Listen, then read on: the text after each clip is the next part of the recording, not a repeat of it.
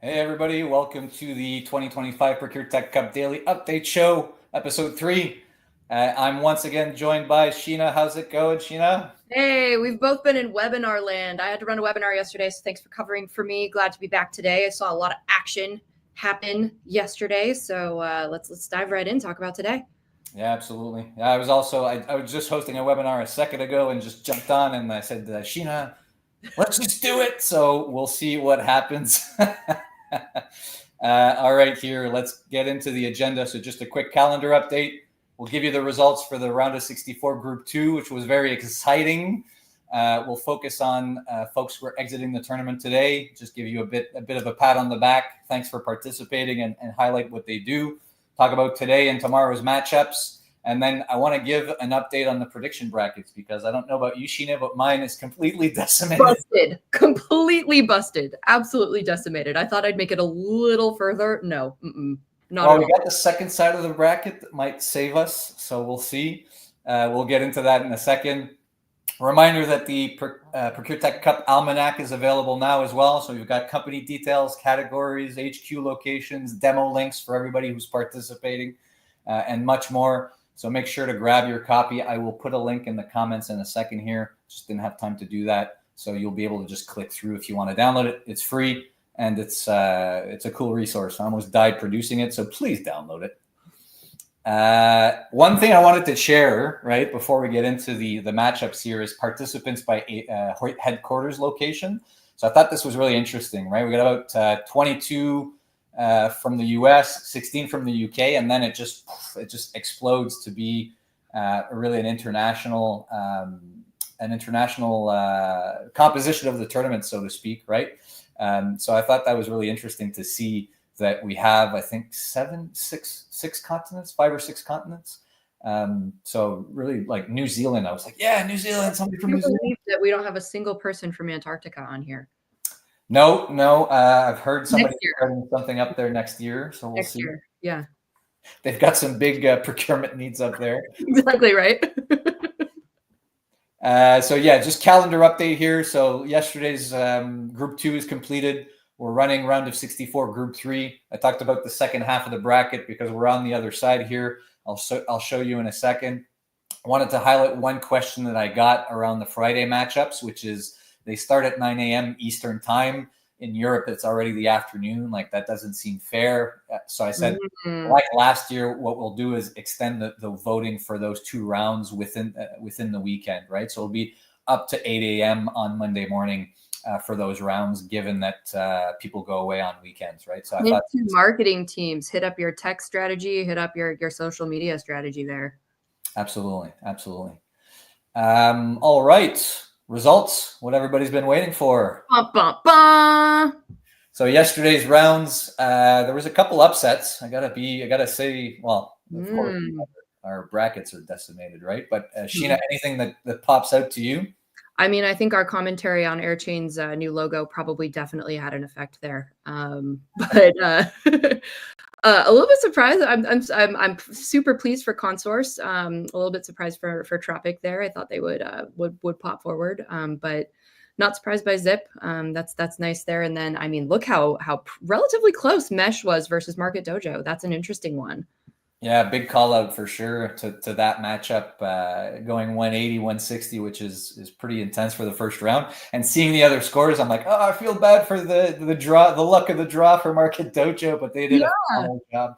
And you could see, Market Dojo is probably one of the solutions that has like is most active in the partnership space with other brands. So you could see like, all their partners voting as well. So that was really cool to see in that matchup.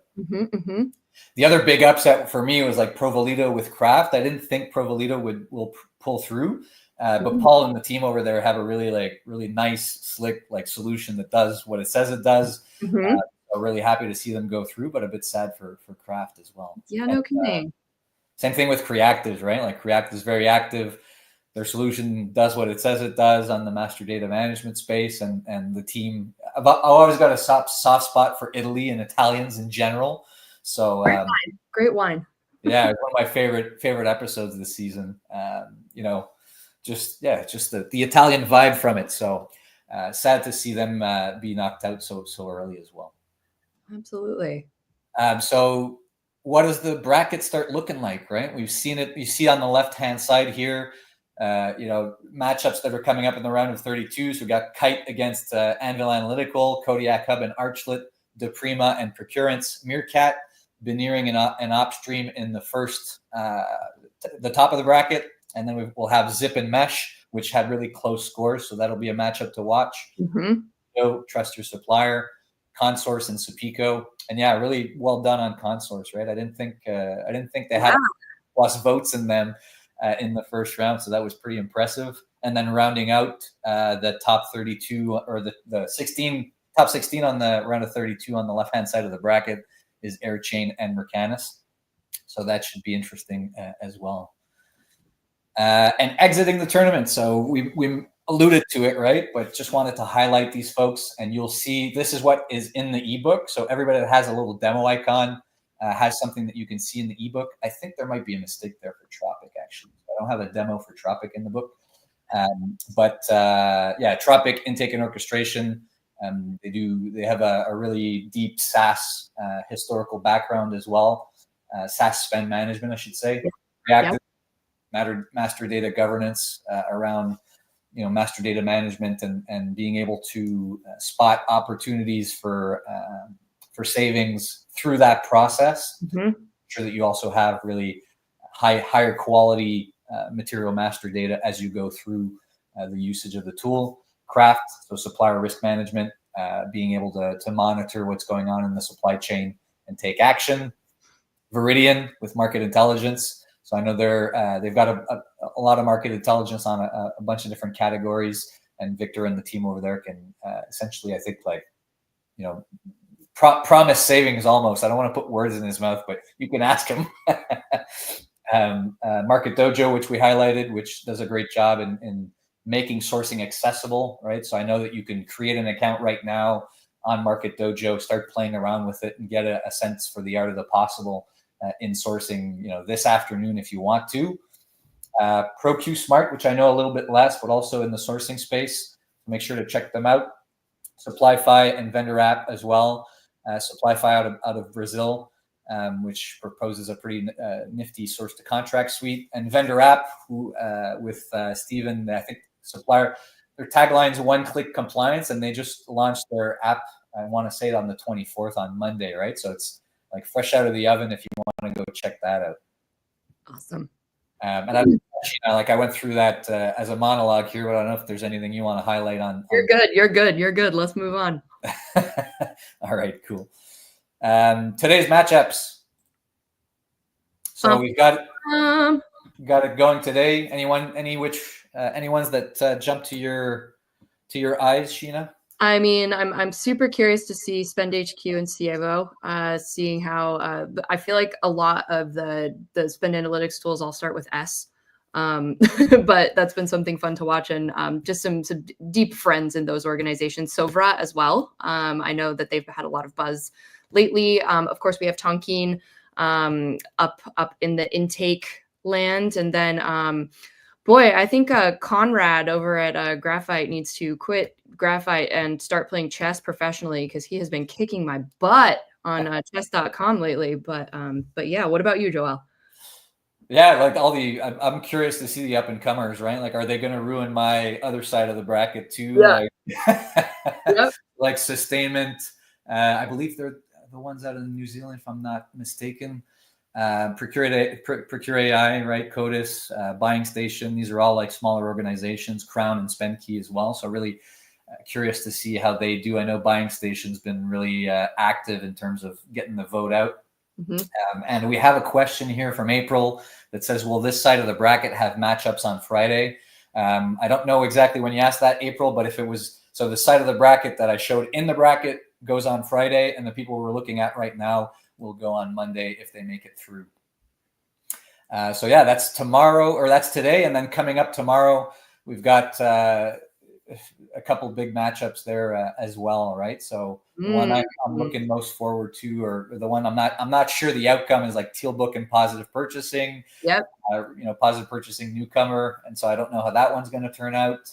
Candex as well, and Super Negotiate. Super Negotiate was the Cinderella story last year, So it'll be interesting to see if they repeat. And yeah, I don't know if you see anything else, Sheena, that jumps to the eye here. I mean, Canopy Kielvar. It's been fun to watch Kielvar's journey too over the years. So we'll see. We'll see. So that's what you have to look forward to tomorrow. And if we look at the last little thing we wanted to get to in today's update show, it's the prediction bracket update, right? So I think we had 50 people submit prediction brackets this year. Is the first time we were doing that. And so we're on the quest to find out who the ProcureTech Oracle is. And right now it's Jules at Fair Market. I believe she has a 17% successful guess rate.